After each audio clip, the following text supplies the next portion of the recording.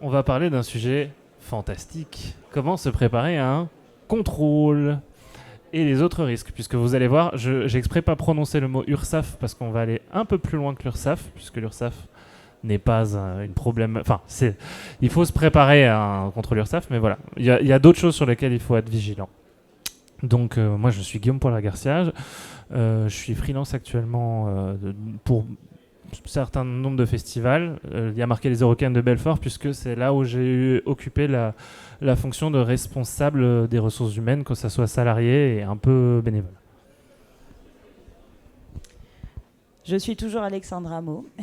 Je travaille toujours dans plusieurs festivals comme Guillaume et je suis aussi indépendante et intermittente et donc je bosse principalement dans la gestion des bénévoles, mais pas que, aussi dans la régie générale, dans les accréditations, dans plein d'autres postes de gestion en festival. Et salut, moi je suis Laetitia, une des cofondatrices de IS et on fait de la cordo bénévole principalement pour pas mal d'événements. C'est toi.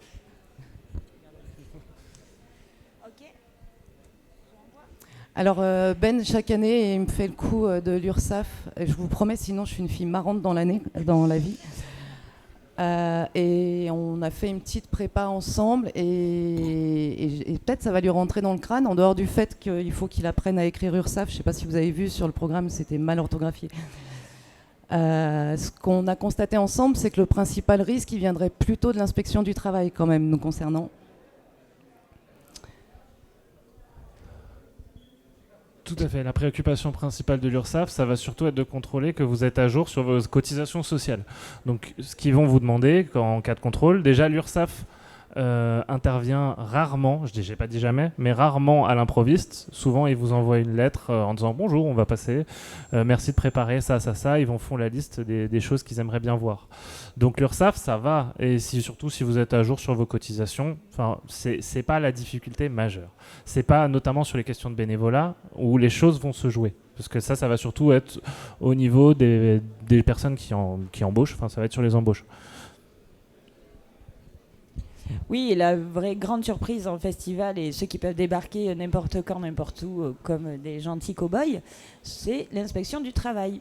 Et ils vont notamment nécessiter qu'on les accompagne sur certains postes, ce qui nous permet aussi à nous de comprendre et essayer de répondre à un certain nombre de questions. Mais encore une fois, on a du temps, et c'est ça qui est bien, et c'est qu'on peut aussi dédramatiser, on va en parler ensemble d'ailleurs, sur comment on les accueille et qu'est-ce qu'on peut leur donner pour que tout se passe au mieux. Voilà.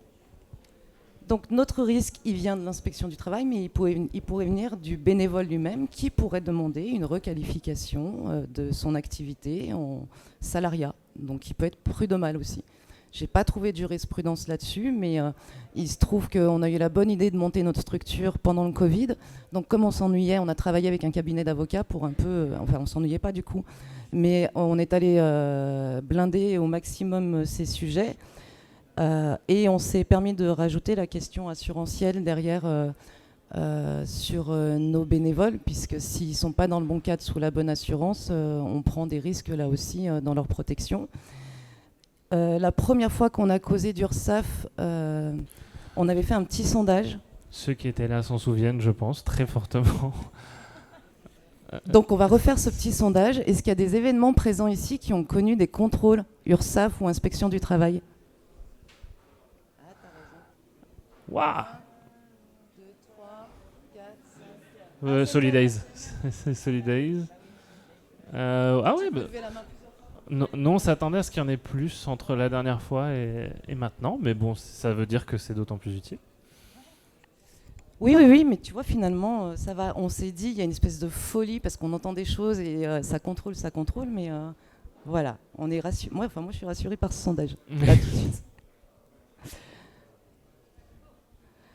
Alors, la seule définition que vous allez trouver quand vous allez chercher légal, c'est celui qui apporte un concours spontané, désintéressé, au profit d'une association sans but lucratif.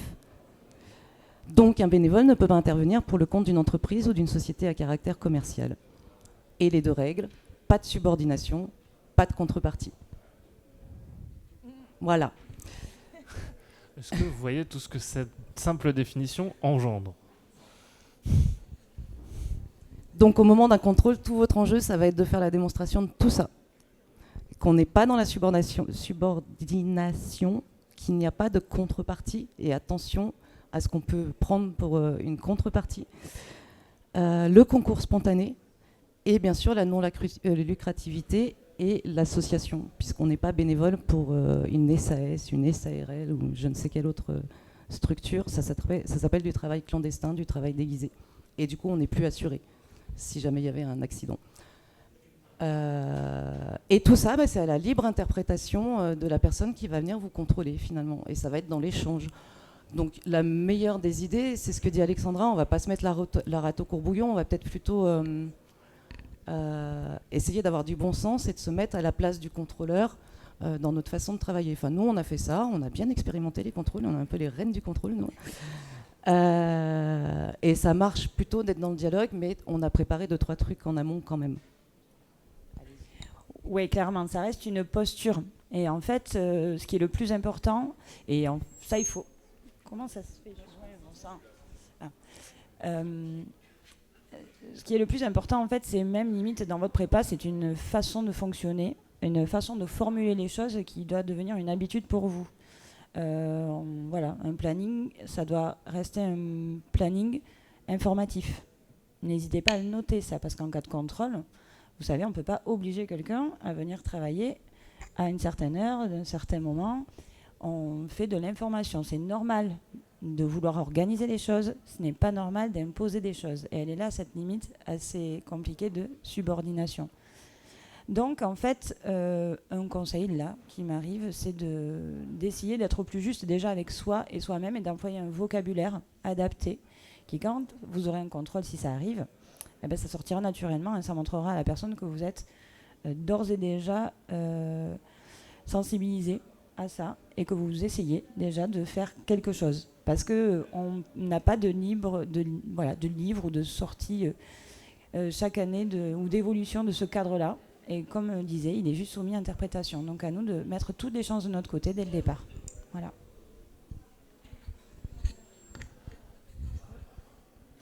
En gros, ce qu'on essaie de vous dire, c'est que vous n'allez pas sortir d'ici avec une feuille de route en mode je vais appliquer ça et ça va marcher.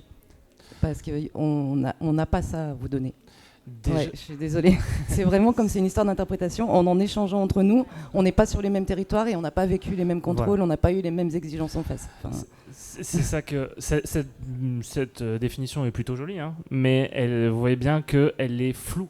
Comme c'est pas permis, comment on définit une subordination, comment on définit une contrepartie, comment on définit le concours spontané, et ben en fait ça va déjà dépendre de l'inspecteur, comme l'a dit Alexandra, à titre personnel, c'est-à-dire que nous on a pu vivre des contrôles où en 2017 on nous a dit quelque chose, en 2019 on nous a dit l'inverse, et là en 2024 c'était mais pourquoi vous faites comme ça? Bah, c'est parce que vous nous avez dit de faire comme ça. Enfin voilà, non t'inquiète. Donc voilà, donc même parfois dans un même territoire, en fonction de l'évolution des politiques publiques, de la personne qui vient, etc., vous allez avoir des différences. Donc c'est impossible avec une définition aussi floue. Parce que là, si on prend une définition rigoriste, on va prendre tout de suite le pire scénario. Voilà. C'est-à-dire que comme l'a dit Alexandra, vous avez un planning, c'est un lien de subordination. Point. Déjà, de base. Il y a un responsable, c'est un lien de subordination. Hop.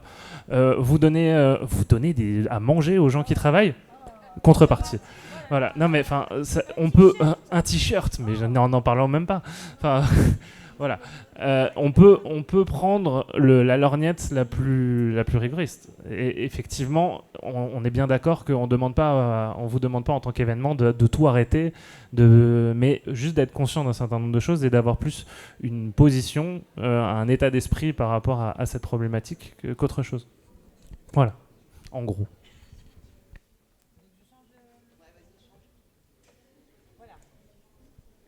Alors, c'est ce que vous dit Alexandra, en fait ça se prépare en amont dès vos fiches missions, la structuration de vos missions, et alors le concours spontané.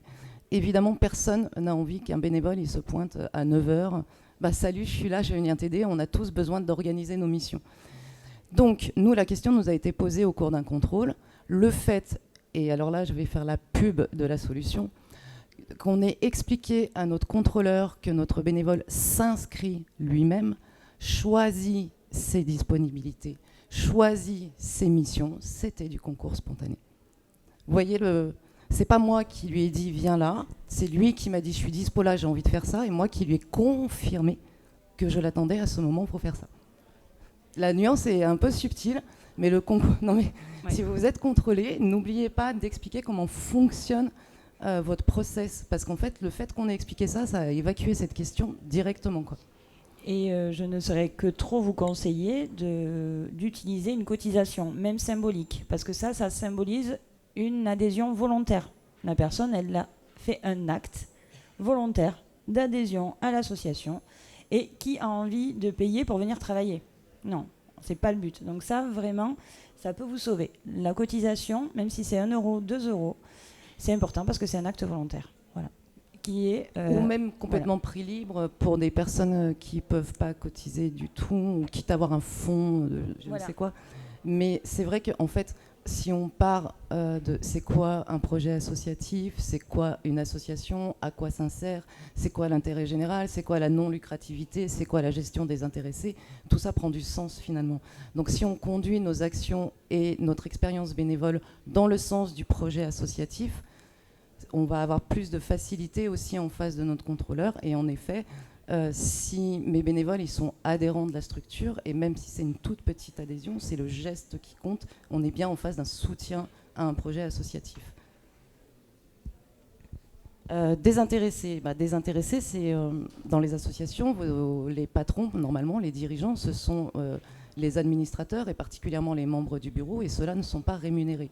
C'est ça qu'on appelle une gestion désintéressée. Ça veut dire que quand on est dans la gestion, dans le bureau, dans les dirigeants, même si on délègue des pouvoirs à des directions, quand on est des dirigeants, on ne reçoit pas l'argent de l'association, on n'en profite pas, puisque cet argent, il va à l'intérêt général, puisque les associations sont là pour l'intérêt général. Intérêt général qui peut être partagé autour de la culture, du sport, de l'action sociale. Ah, un cas de prud'homme, action sociale. Emmaüs s'est fait retoquer pour ses compagnons qui devaient donner un certain nombre minimum d'heures bénévoles pour bénéficier d'hébergement. Ça a été retoqué et requalifié. Donc si, j'ai une petite jurisprudence. Oui, ça s'appelle la contrepartie. Au final, ils ont été retoqués là-dessus. Nous se pose la question concrètement de la dotation qu'on va donner aux bénévoles. Donc, les t-shirts, les repas, les gratuités, les boissons, ça c'est ce qui est le plus commun. Là-dessus aussi, détendez-vous, parce qu'au final, ne pas donner à manger ou à boire à un bénévole qui vient donner de son temps, c'est plus grave que de lui donner à manger. Hein. Donc en réalité, c'est pas grave, ça passe. Après, il ne faut pas être dans la démesure. Avoir le kit complet, machin, chaussures, tout ça, casquette, t-shirt, machin. Comment ? Voilà. Après, ça dépend de qui on est. Hein. Ça aussi, c'est une grande question. C'est dans la région dans laquelle on est, pour quel événement on bosse, qu'est-ce qu'il y a eu avant, est-ce qu'il y a un background, est-ce qu'il n'y a pas une politique ou une élection dans pas longtemps, ou est-ce qu'on n'a pas eu changé de préfet. Ça aussi, ça y fait beaucoup sur comment va se passer ce contrôle et cette inspection. Néanmoins, détendez-vous sur la contrepartie, parce que c'est pratiqué, c'est usité. Et ils peuvent vous poser une question évidemment là-dessus, mais vu que c'est flou d'un côté, c'est aussi flou pour eux en fait. Ouais.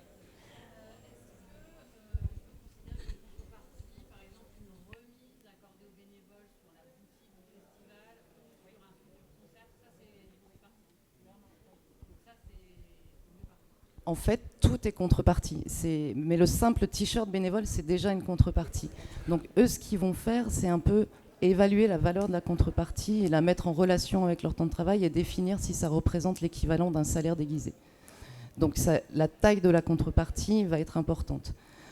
Le truc le plus, et je sais que ça se pratique et je comprends pourquoi ça se pratique, mais le truc le plus dangereux, c'est de dire à un bénévole, tu fais 4 missions, tu as 2 invitations. Tu fais 1 mission, tu as 0 invitation. Tu fais 2 missions, tu as 1 invitation. Là, on est vraiment... Alors ça, franchement, c'est vraiment pas bon, quoi. Non, mais je veux dire, on conditionne une contrepartie à un temps de bénévolat. Là, en termes d'inspection, si je me mets Si je prends mes lunettes d'inspecteur du travail, je me dis, oh les gars, vous vous foutez de moi. Vous conditionnez un truc à un autre, on est vraiment dans la contrepartie. En théorie, mon bénévole, il devrait aller s'acheter à manger et m'en demander le remboursement. Il devrait, pour celles et ceux qui ont des campings, si le camping est payant pour le festivalier, payer son camping et vous en demander le remboursement. Ou abandonner le remboursement contre un reçu fiscal. Enfin, il y a tout un tas d'autres façons de le faire. Mais en théorie, on devrait mettre en place toute cette usine à gaz de t'avance, je te rembourse, t'avance, je te rembourse. Donc il y a eu des endroits qui ont été retoqués parce qu'ils hébergeaient les bénévoles et que ça a été considéré comme une contrepartie. Dans la vraie vie, quand le reste est cadré, c'est ce que disait Alexandra, et qu'on est dans une posture d'échange, a priori ça passe. Mais c'est vrai que tout est contrepartie. On devrait donner des tickets resto bénévoles pour être vraiment dans le cadre. Nous, on fait une dizaine d'événements dans l'année. Il y a un seul événement qui utilise les tickets resto. Bah non, c'est pas facile.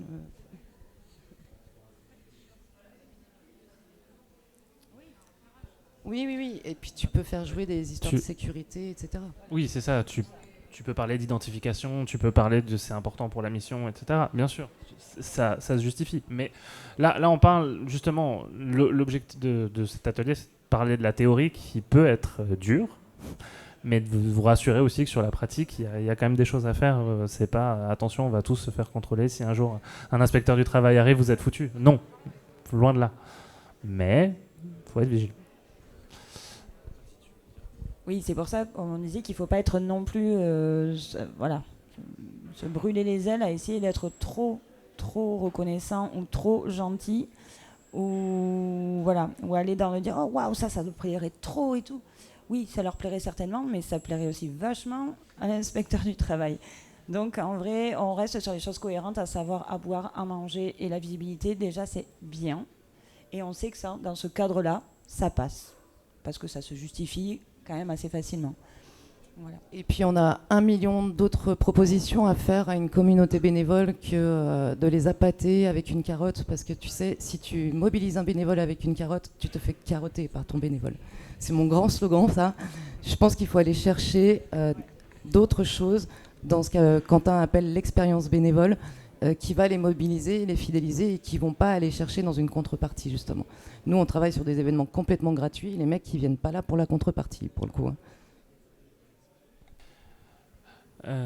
Donc, maintenant, le lien de subordination. Alors, sur le lien de subordination, comment le définir ? Attendez, c'est ce que je donne à mes étudiants. Mais... Donc, la jurisprudence définit le lien de subordination comme le fait de pouvoir donner des ordres et des directives, d'en contrôler l'exécution et de sanctionner les manquements de son subordonné. En gros, c'est le fait de pouvoir donner, dire va faire cette mission à cet endroit, etc., de vérifier qu'il puisse le faire et de pouvoir le sanctionner s'il ne le fait pas. Normalement, c'est comme ça que la jurisprudence définit la subordination. Ok. Donc voilà. Donc désolé pour les Larsen. Oui, ok. Donc voilà, grosso modo, le lien de subordination peut se définir comme ça. C'est si vous avez une attitude, et je pense que vous le faites tous, savoir si quelqu'un est venu à son créneau, bon, il n'est pas venu, je le sanctionne, je lui coupe son accès, ou etc. Ça peut être considéré éventuellement comme un lien de subordination. Alors ça, clairement, il ne faut pas l'écrire nulle part. Surtout, en fait, ne le mettez pas dans vos statuts, ne le mettez pas dans la charte, ne le mettez nulle part.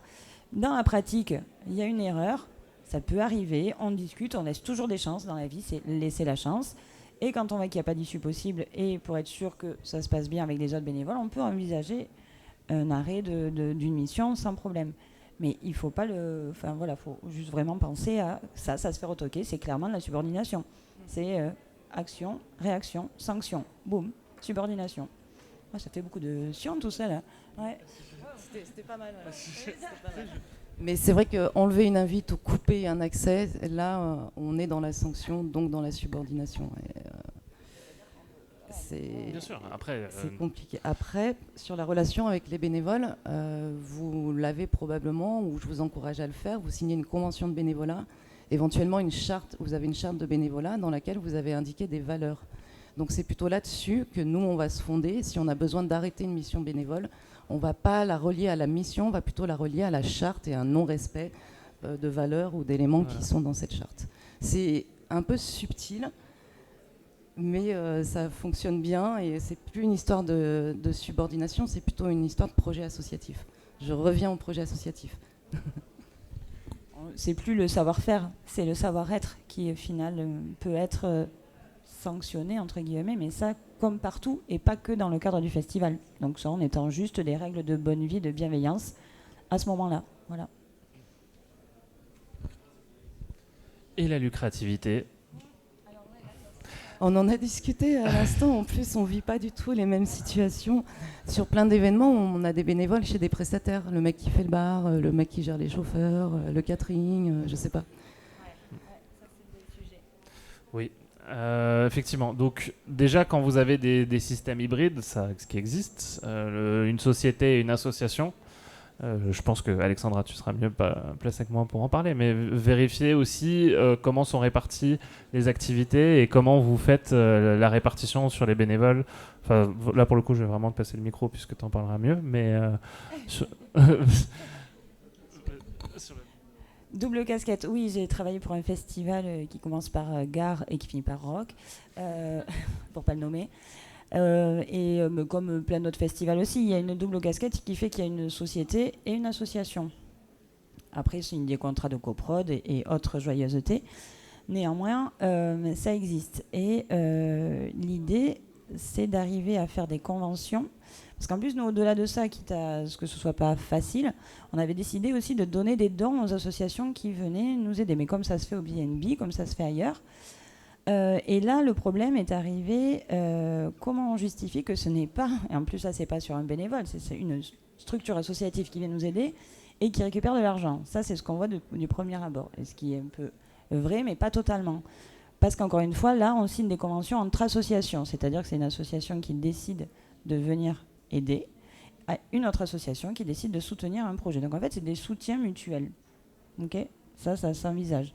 C'est juste que pour formaliser ça, ces deux conventions, en fait, il y en a une qui est signée pour le fait qu'une association mette à disposition des bénévoles au service du festival, sur un poste, par exemple. Voilà, moi, mon association de basket de l'Aréole, elle va venir gérer les parkings du Garo Rock. Cool. Point. Fin de la première convention. Une autre convention qui est le Garo Rock s'engage à soutenir le projet associatif du club de l'Aréole à hauteur de temps pour les missions suivantes. Et là, il faut clairement ventiler le pourquoi. Il faut que le projet soit clair et sain. C'est-à-dire qu'on ne donne pas de l'argent, on soutient un projet. Achat de matériel, formation d'arbitre, voyage scolaire, enfin, ou voyage sortie ou éducatif ou autre. Donc c'est possible. On sait que c'est limite. Même en le disant et vous l'entendez, c'est clairement limite aux yeux de l'inspection du travail. Moi, je trouve que c'est assez sympa dans le fonctionnement d'un territoire, quand même, qu'un truc qui brasse un peu d'argent aide le local. Moi, je trouvais toujours ça chouette. Néanmoins, ça reste touchy. Donc, quand ça arrive, ça, faites attention. C'est donc d'assaut à assaut que ça se passe. Mais par contre, là, et je te repasse le micro après pour faire le lien sur les bars et sur les postes, vous avez peut-être dû entendre aussi qu'on nous a dit, quelqu'un nous a dit que, ou il paraît que, on n'a pas le droit de mettre des bénévoles sur des postes qui gèrent de l'argent, notamment la vente au bar ou la billetterie. Il n'y a aucune loi qui interdit à des bénévoles de toucher de l'argent, surtout en plus maintenant on est en cachesse pour la plupart du temps, donc bon, les risques sont très très très limités, mais il y en a pour qui ça pose problème. Hop là. Tout à fait, puisque là, il faut faire attention. Donc, bon, ça reste discutable, mais normalement, c'était une nouvelle mode qui a impacté quelques festivals à peu près il y a 1 ou 2 ans, où bizarrement plusieurs inspections du travail se sont mis d'accord pour dire non, mais la règle c'est ça. Même si ça venait en contradiction directe avec ce qui a été dit 3 ans plus tôt, mais qui disait que voilà, vos bénévoles qui encaissent les gens, donc ils sont là librement, mais ils prennent de l'argent pour votre compte. Donc du coup, ils exercent une activité commerciale à votre titre, donc c'est du salariat déguisé, grosso modo. Ça peut être donc ce qui a pu être dit, c'est que du coup, les personnes qui tirent des bières sont bénévoles, mais les personnes qui encaissent doivent avoir un contrat de travail. On se retrouve sur des montages où parfois sur un même poste de travail, on peut avoir deux typologies de public, alors que parfois c'est la même structure, la même association qui vient prêter des bénévoles. Donc on peut se retrouver sur des montages assez complexes. Mais encore une fois, normalement, si on creuse, ils ne sont pas censés nous contraindre à faire ça. Puisqu'il n'y a pas de qualification particulière, il n'y a pas quelque chose qui nécessite ou qui implique obligatoirement un poste salarié. L'exemple que tu as sorti avant, une formation, si on veut mettre quelqu'un en bénévole pour dérouler des câbles électriques, faire de l'installation, du montage, des choses qui nécessitent des compétences particulières, oui. Là, clairement, si vous prenez des bénévoles pour ça, ça ne marche pas, normalement. Je sais que certains le font, mais vraiment, là, c'est vraiment border. Sur le côté technique, ça ne marche pas, effectivement. Mais sur d'autres typologies de postes, vous avez tout à fait en droit de justifier le fait que, non, il y a aussi des personnes qui viennent de manière spontanée et qui, même, c'est pas parce qu'ils encaissent de l'argent pour vous qu'il y a une notion de lucrativité. Enfin, vous avez le droit en tant qu'événement de faire de l'argent. L'idée, c'est de déjà pas en perdre, ça serait pas mal, même si on sait que c'est compliqué pour le monde des festivals en ce moment. Donc déjà, dire qu'il y a une notion de lucrativité, c'est compliqué. Mais en plus de derrière prouver que la lucrativité, c'est la répartition des bénéfices entre les dirigeants, comme tu as dit, à partir du moment où on est une structure associative, normalement, la question ne se pose pas. Ouais, les seules missions qu'on n'a pas le droit de confier à des bénévoles, c'est vraiment des métiers réglementés, genre sécu, infirmier, je sais pas quoi. Ou là, au pire, vous faites du mécénat de compétences, mais évitez de mettre des bénévoles sur leur métier. C'est compliqué, mais ça, c'est vraiment typiquement travail déguisé au regard d'une éventuelle inspection. Mais par contre, le mécénat de compétences, ça existe, c'est possible. Enfin, il y a des solutions sur la réglementation. Et en effet, mon point de vue à moi, c'est si mon bénévole il est en train de manipuler de l'argent, mais que cet argent vient servir mon projet artistique, mes médiations culturelles, pardon, je parle que de culture, mais c'est vrai aussi dans le sport, bien sûr, il n'y a pas cette notion de lucrativité. Si cet argent, il n'est pas là pour aller enrichir une société et du capital, par contre, si vous me demandez de mettre des bénévoles dans un bar pour enrichir une société, là, on va avoir un problème. C'est là que je fais la notion association. On peut faire des coopérations avec des associations, mais finalement, où va l'argent ? Où va l'argent ? Et c'est ça, c'est-à-dire que moi j'étais contrainte, le festival a été contraint d'enlever des bénévoles au bar, tous les bars et tous les postes, parce qu'en fait c'est pas l'asso qui achetait l'alcool, et c'est pas l'asso qui vendait, et c'est pas l'asso qui récoltait l'argent, c'était la société. Et même si on est en coprod avec eux, sur ce poste-là, il était clair que c'était des bénévoles au service d'une SAS et pas des bénévoles au service de l'asso. Donc là, effectivement, l'inspection du travail a eu raison de nous dire waouh, pas de bénévoles, pas de problème, c'est la partie structure qui décide de gérer ça, pas de souci. Mais donc, vous pouvez pas avoir le beurre et l'argent du beurre, pas de bénévoles derrière, vous payez des salariés. C'est de bonne guerre, ça se comprend. Mais voilà. À tenter, mais au final, c'est pour ça que je vous dis, on n'a pas eu d'amende, on n'a pas eu de grosses sanctions. Par contre, c'est une mise en demeure, tu le fais, c'est une obligation. Maintenant, à partir de maintenant, les choses elles ont changé. Mais on a aussi le droit à l'erreur et à comprendre un peu pourquoi ils en sont dans cette pratique-là. Et quand on comprend, ça me paraît normal. Moi, par contre, pardon, j'y vais, t'y vas. On a plein de choses à dire finalement. Je vous mets des gros red flags sur les conventions que vous pourriez passer avec des associations en disant 50 balles par tête de pipe par jour. J'ai entendu ça tout à l'heure. Alors là, travail déguisé, hein. Direct les gars. N'écrivez pas ça quelque part sur un papier. Déjà, je trouve ça triste d'être obligé de travailler comme ça, mais en plus, rémunéré comme ça, on revient, projet associatif, engagement bénévole, de quoi on parle, qu'est-ce que ça veut dire, quoi. Mais vraiment, n'écrivez pas ça sur un document. Je sais qu'il y a ce genre de contrats qui sont passés, mais nous, on a eu un contrôle où on travaille avec beaucoup d'assos, mais on travaille plutôt dans une démarche d'inclusion sociale, professionnelle. Ils ont tout un parcours de médiation culturelle, etc. Donc, on ne paye pas les assos pour venir. Et elle nous a harcelé, la contrôleuse, pour voir la convention qui existait entre nous, alors qu'il n'en existe pas, puisque les bénévoles s'inscrivent comme les autres bénévoles. Et elle est allée interroger chaque personne. Alors là, en l'occurrence, c'était des personnes réfugiées, qui en plus avaient déjà leur parcours, voilà. Elle est allée les interroger un par un pour vérifier comment ils avaient été inscrits. Et pour être bien sûr qu'il n'y avait pas de convention et qu'on n'était pas en train de payer à la personne. pense qu'on peut passer éventuellement. Oui, je voulais juste, moi aussi, finalement, j'ai des choses à dire, mais sur le côté Presta, est-ce que ça vous arrive de mettre des bénévoles sur des postes, comme on disait, au catering? C'est un Presta qui vient et me dit, ouais, voilà, moi j'ai besoin de 2 bénévoles ou 3 bénévoles pour débarrasser les plateaux et m'aider à couper. Vous le faites pas? Alors, qui le fait? Ok. Voilà. Alors Merci. ça aussi c'est touché, nous aussi on met des bénévoles. Alors quand on rencontre les événements, on fait toute une étude avec eux de leurs besoins. Parfois on leur dit non, là c'est un poste. Mais évidemment on met aussi des bénévoles chez des prestats parce qu'ils ont besoin de renfort, mais jamais sur la même mission que quelqu'un qui serait salarié. On est bien sur du renfort, sur une mission vraiment très très distincte et toujours au service du projet associatif. Pardon, je suis relou avec ça, mais de mon événement. Mais jamais, par exemple, je ne sais pas, au catering, vous avez les personnes qui vont vous servir derrière. Je ne mettrai jamais un bénévole derrière qui fait la même mission.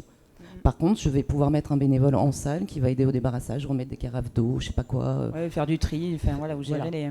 Mais jamais sur les mêmes missions. De toute façon, c'est la règle, même pas chez un prestat. On ne met jamais un bénévole sur la même mission que quelqu'un qui est payé. Oui.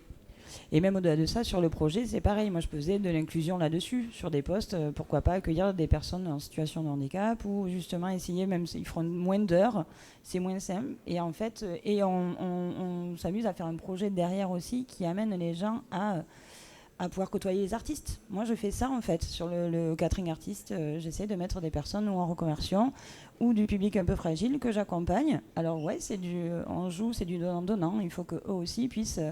avec grand plaisir, venir aider et faire quelque chose et qui leur rentre dans leurs frais, dans leur envie de bénévole. Voilà. Donc, c'est un peu le prix à payer aussi quand on travaille avec des prestats. Mais bon, voilà, ça aussi, c'est border. Soyez clean là-dessus, vraiment.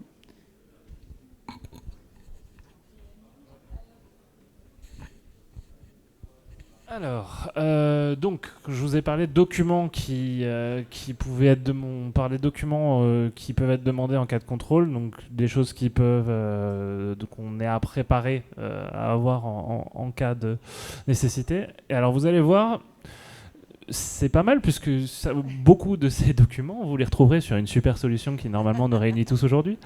Non, mais pour avoir connu l'avant et l'après.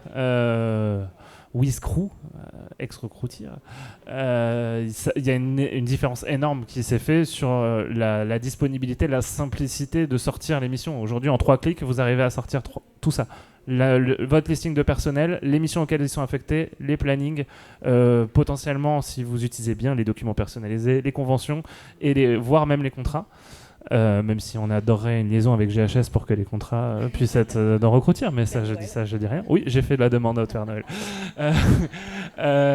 Mais voilà, enfin, aujourd'hui, en un clic, quand on en a parlé il y a quelques années maintenant, c'était moins comme ça. C'était plus une solution de gestion logistique des horaires.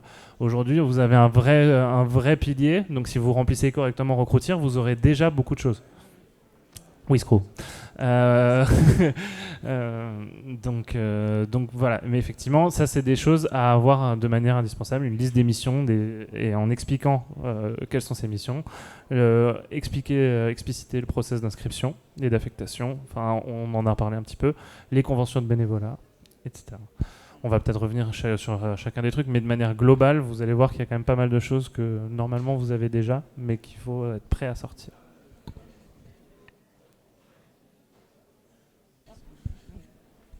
Et encore une fois, vous avez le temps de présenter ça après l'inspection. Vous n'avez peut-être pas sommé de tout donner de suite, parce que vous êtes aussi en train de travailler à ce moment-là, déjà. Donc on donne ce qu'on a, on se prépare, ce qu'on peut sortir, on le donne. Encore une fois, on montre bonne volonté.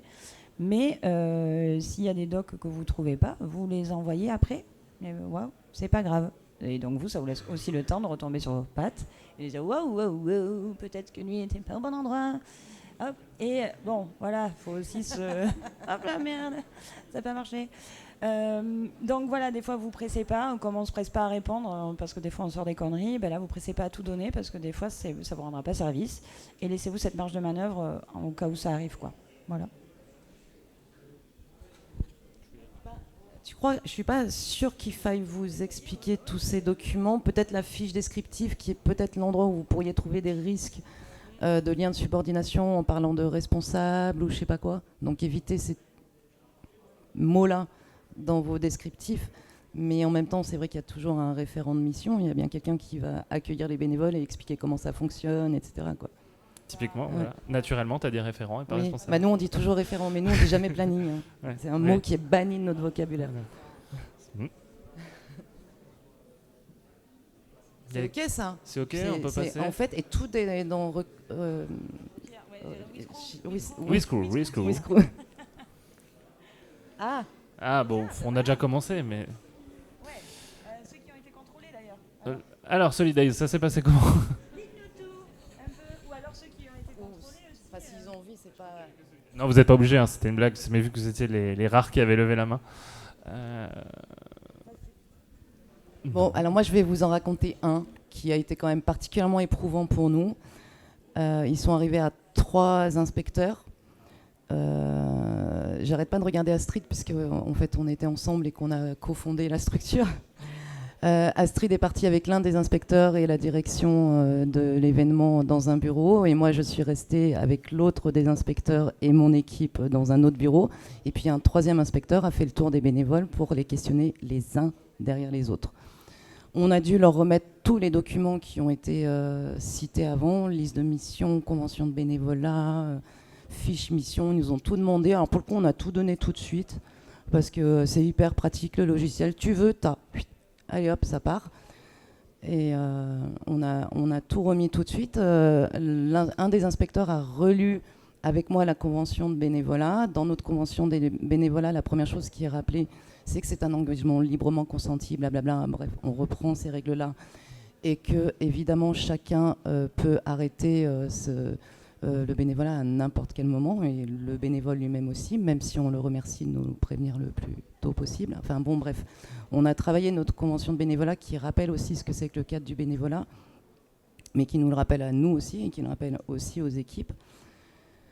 Et ils nous ont titillé sur les contreparties, et surtout ils sont allés interroger en fait chaque bénévole, et c'était plutôt là on maîtrise pas en fait ce qui est en train de se passer dans l'entretien et comment ça peut être interprété. Et à chaque bénévole, ils leur ont demandé comment ils s'étaient inscrits, comment ils avaient reçu leur feuille de route et quel intérêt ils avaient à venir. Est-ce qu'ils avaient des cadeaux, qu'est-ce qu'ils mangeaient, qu'est-ce qu'ils buvaient. Enfin, ils ont été tous très questionnés sur cette partie-là pour essayer d'établir la contrepartie. Et aussi la notion de subordination, avec c'est quoi les règles, comment ça se passe si vous êtes en retard, est-ce qu'on vous renvoie, est-ce que... et en fait, au final, on a des bénévoles qui ont plutôt partagé leur expérience bénévole en disant mais moi je suis là parce que j'y prends du plaisir et tout, et qui ont tellement parlé justement, qui sont revenus au projet que finalement il n'est rien ressorti de retoquable de ces entretiens, mais ils ont tous été passés, et sur site ils étaient à ce moment-là, pendant le montage, ils n'étaient pas nombreux. Ouais, ils étaient une 50aine, c'était pendant le montage. Mais vraiment, ils y sont tous passés. Et nous, on s'est fait essorer chacune de notre côté. Je peux raconter la petite anecdote. Je raconte la petite anecdote. À tel point que, donc, avant qu'Astrid soit embarquée dans un bureau avec la direction pour se faire torturer de son côté. Mais au final, on n'a pas été torturés d'ailleurs, puisqu'en fait, on est assez droite dans nos bottes. Pour nous, l'engagement bénévole, c'est un truc important, quoi, qui a vraiment du sens. L'inspecteur du travail qui s'occupait de moi, donc, naturellement, regarde Astrid et puis lui dit « Je peux fumer dans votre bureau ?» Et Astrid lui dit « Bah oui, bien sûr. » Et donc je dis « Non, vous ne pouvez pas fumer, c'est un endroit pour travailler, vous n'avez pas le droit, si vous voulez fumer, vous sortez. » Et il a fait ça pour nous faire remarquer que dans notre bureau, il n'y avait pas toutes les informations qu'on est censé avoir à destination des salariés. Voilà. Donc n'oubliez pas de mettre des trucs anti-vaporette, anti-machin, où est l'inspection du travail, le médecin, enfin toutes ces règles qu'on doit avoir en fait dans nos lieux de travail. Et ben même quand on est en exploit, même quand on est déporté, ça doit être affiché. Voilà, c'était la petite blague du monsieur, mais avec qui ça s'est très bien passé au final, pour nous faire remarquer cette histoire de tabac. L'événement en question n'a pas eu de... Enfin, il s'est rien passé. Non, tout... Ils ont été malicieux parce qu'ils sont revenus à l'ouverture. Nous, on s'est dit, c'est bon, on a passé le contrôle. Et en fait, ils sont revenus recontrôler à un autre moment, dans un autre cadre. Mais tout s'est bien passé aussi. Mais on était assez prêtes. On était assez prêtes, non pas parce qu'on savait, puisqu'ils n'avaient pas prévenu qu'ils allaient venir, mais parce qu'on avait fait tous les trucs qui étaient sur la diapo d'avant, là. Ouh, il y a des questions au fond, ou une remarque.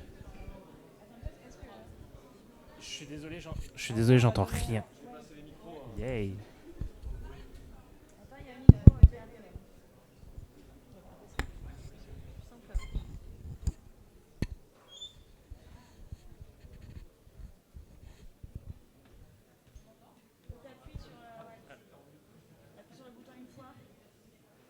C'est bon? Oui. Bonsoir. Donc je disais, sur le montage-démontage à Solidays, on confie des missions aux bénévoles qui requièrent des EPI. Et ça, je sais que l'inspection du travail y fait très attention. Donc nous, c'est principalement sur des missions de logistique, donc où il y a des palettes qui circulent, et du montage de chapiteaux. Mission très très appréciée par les bénévoles, mais hors de question d'y aller en basket. Donc nous, on a des bénévoles qui viennent avec des EPI parce que, bon, normalement, on n'a pas le droit de bénévoler dans son domaine de compétences, mais bon, ils ont des, voilà, ils ont des EPI chez eux, mais on en a sur place aussi qu'on essaye de renouveler parce que tout le monde ne fait pas la même pointure. Mais c'est important de rappeler ça, je pense, parce que c'est un point qui est vérifié chez les salariés, oui, mais aussi chez les bénévoles. Tout à fait. C'est pas parce que les gens sont bénévoles qu'ils sont exemptés des. À partir du moment où quelqu'un travaille sur un chantier, que ça soit bénévolement ou de manière salariée, les obligations en termes de sécurité au travail s'appliquent à tous et toutes. Même si on comprend bien que normalement les EPI sont prélevés une partie sur le salaire du salarié et que ça fait mal à un festival de payer pour des gens qui ne seront pas prélevés, bon bref, c'est pas facile. Moi je sais qu'il n'y a pas beaucoup de festivals qui arrivent à vraiment tenir ce truc-là et à fournir les EPI, que ce soit des gants ou des... Il y en a qui arrivent bien, il y en a qui n'arrivent pas. Juste, je vous dis, essayez d'être vigilant là-dessus et c'est une très bonne remarque. Vraiment, vraiment. Parce qu'en cas de pépin, vous pouvez vraiment aussi avoir des gros problèmes et bien plus cher qu'une paire de chaussures ou qu'une paire de gants. Voilà.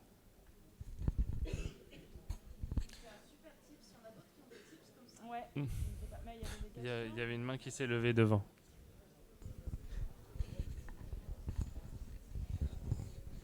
Oui, c'était une question tout à fait autre. Moi, la question, c'était de savoir si, d'un point de vue d'une inspection du travail, ils regardaient beaucoup la quantité horaire. Donc ça, c'est toujours quelque chose qui est un peu flou, et pour moi et pour plein de personnes. Donc moi, je travaille au Touquet Music Beach Festival. Et en moyenne, on fait des slots horaires par jour entre 4 et 6 heures. Mais je ne sais pas s'il y a vraiment des limitations qui sont créées au niveau de l'URSSAF ou dans des contrôles à ce niveau-là.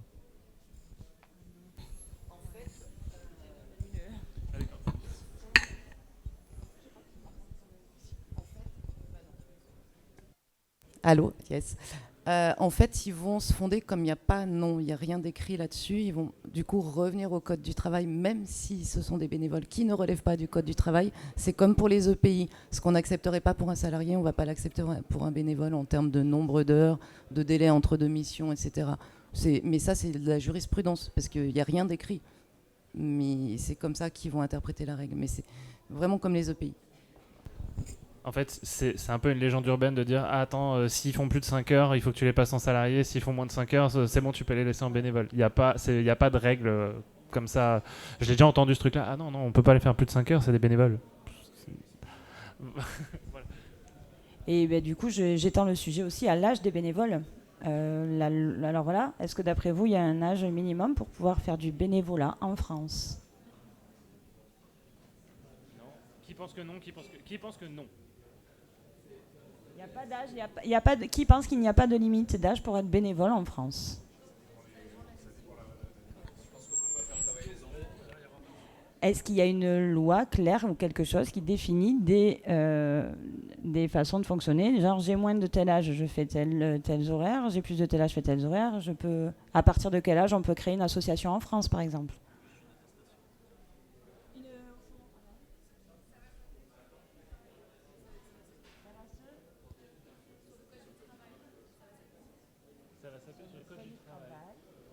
Oui.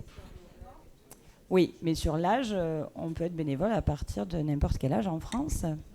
Oui, mais on peut peut-être pas travailler à 4 ans, par exemple. Comment? Tu peux pas travailler à 4 ans, Tu peux pas travailler à 4 ans, mais tu peux créer une association à 8 ans si tu le veux. Stylé.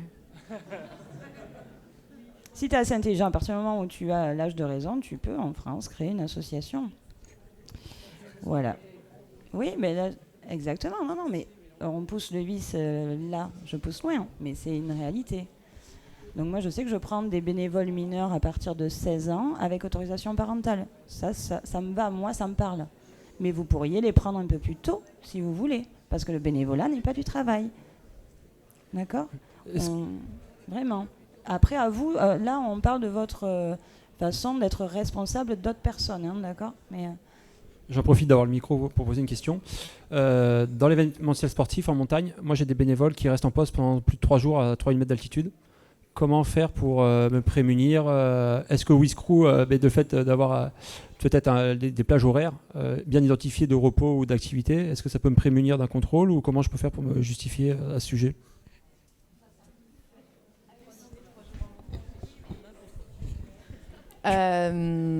Oui, c'est ça. En fait, ça va être la même règle que si c'était quelqu'un de... Parce que ce que tu veux dire, c'est que ton bénévole, il est là pendant 3 jours, mais pas à ta disposition pendant 3 jours, ou est-ce qu'il est à ta dispo à n'importe quel moment? Il est à ta dispo à n'importe quel moment. Oui, très clairement, on leur dit reposez-vous, faites des rotations. Mais en fait, eux, ils sont là et ils sont pleins de bonne volonté. Et si quelqu'un leur pose la question, ils vont te dire, si un contrôleur qui les prend un par un comme ils ont fait pour vous, il va leur dire, oui, non, mais moi je suis dispo 24 sur 24, 7 sur 7. Voilà, je suis 3 jours là-haut pour eux, quoi. Donc l'importance peut-être de les briefer aussi sur ce point. Voilà, c'est lui qui va l'exprimer et c'est pas du tout une demande de ta part. C'est pas toi qui l'oblige à être dispo full-time pendant 3 jours. Quand tu le recrutes, de toute façon, on sait bien comment ils sont les bénévoles. Il y en a, on n'arrive pas, on leur dit non mais là, il faut aller te reposer et ils continuent. Mais peut-être, alors, je sais pas, peut-être qu'il y a d'autres personnes qui ont ce genre de mission. Peut-être que tu peux afficher, même si c'est fictif, hein, si c'est pas, ça ne peut pas être respecté, parce que je comprends bien, en fait, ton truc, c'est qu'il faut toujours qu'il y ait quelqu'un, vu que tu ne sais pas quand va arriver ton coureur. Oui, il y a quelqu'un, mais ils sont plusieurs pour justement. Ouais. On fait en sorte qu'ils se relayent. Mais eux, ils ne veulent pas se relayer, en fait, ils veulent être. Oui, mais toi, tu as prévu le relais. Oui, très clairement sur la plateforme par rapport au créneau. Oui. Donc là, c'est bien lui qui est dans le truc spontané, machin du début, là. Tu vas pas non plus, Bichette. Un autre point, sur la gestion des intéressés des membres du bureau d'une association. Comment ça se passe si un des membres du bureau ou le président ou le vice-président a son entreprise qui intervient en tant que prestataire?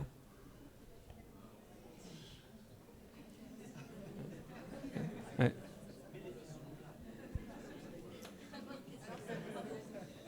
On a une réponse de ce côté. Alors ça, je peux un peu répondre sur le sujet parce que je l'ai vécu assez récemment. En fait, il y a des documents des commissaires, des experts comptables et commissaires aux comptes qui certifie en fait ce type d'approche. Donc c'est contrôlé par des comptables et financiers et il y a des documents qui sont mis à disposition et consultables par les membres de l'association ou tout membre qui souhaite et ça par contre c'est sécurisé. Mais par contre il faut que ce soit certifié par des experts comptables et commissaires aux comptes. Merci pour la réponse. Alors les documents spécifient que s'il y a un président de l'association qui fait intervenir sa propre société dans le cadre de son activité, en fait, ça a été certifié, donc c'est OK, et que ça a été présenté à une assemblée générale et que ça a été voté.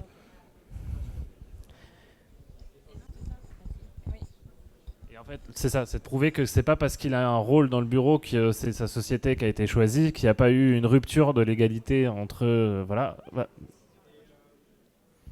Je peux rajouter également que dans ces conditions, il faut que ce soit contractualisé et bien détaillé, et aussi il faut prouver que le le membre de l'association qui a son entreprise qui intervient au sein de cette association, ce soit pas uniquement son contrat. Il n'est pas qu'un seul contrat, il faut qu'il y en ait plusieurs. Ouais. Si c'est son seul revenu, son revenu majoritaire, c'est pas possible. Oui, très clairement.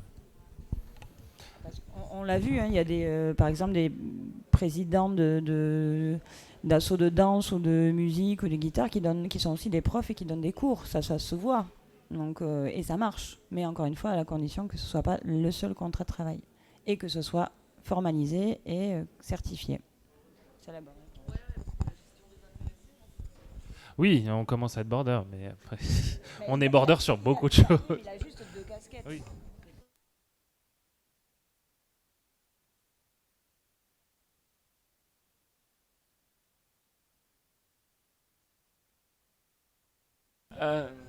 Est-ce qu'il y a d'autres questions? Donc, en résumé, ne stressez pas. De toute façon, la loi est floue.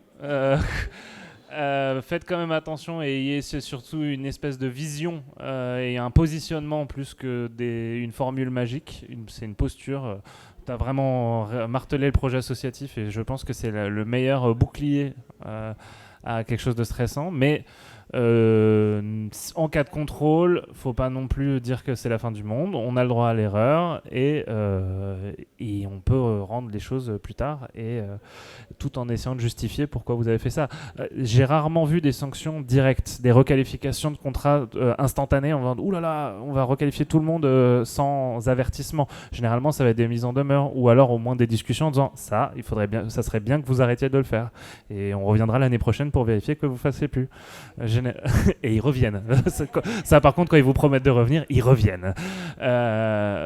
Soyez vigilants aussi à tout ce qui peut être changement politique de préfet. Tu l'as dit, voilà, bizarrement, vous étiez dans un schéma et tout à coup, les choses peuvent changer. Soyez quand même attentifs à ce genre de choses. Ça peut avoir des conséquences. Voilà, un petit peu. Et pour finir, selon moi, le vrai point de vigilance, c'est la sécurité de vos bénévoles. Avant même une requalification, il y a quand même des choses bien plus graves. C'est que si vous n'avez pas prévu de payer et qu'il y a un carton, c'est pour votre pomme. S'il n'est pas à son poste ou que vous avez fait un poste qui est dangereux pour lui, c'est pour votre pomme. Donc, avant même de penser à l'inspection du travail, s'il vous plaît, pensez bien-être des personnes qui sont sous votre responsabilité. Et déjà, ça, c'est une bonne pratique et qui suivra et qui fera suivre la suite à peu près logiquement, quoi. Voilà. Merci.